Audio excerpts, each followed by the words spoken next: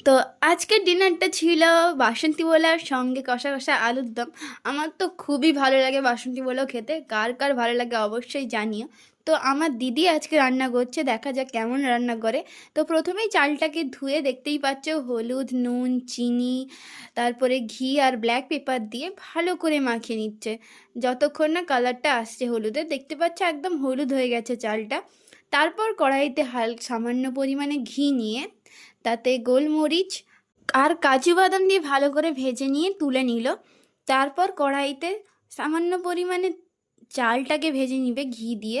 দেখতেই পাচ্ছ বাসন্তী পোলাওতে মেইন যেটা সেটা হচ্ছে জল মেজারমেন্ট করে দেওয়া, কতটা জল দিলে একদম পারফেক্ট হবে। তো আমার দিদি সেরকম পরিমাণ করে 2 গ্লাস জল দিয়েছে, গরম জল, অবশ্যই গরম জল দিতে হবে, নাহলে চালগুলো ভেঙে যাবে। তো এটা ফুটে গেলে 30 মিনিট, তারপর দেখো রেডি হয়ে গেছে বাসন্তী পোলাও। অবশ্যই লাইক করে দিও।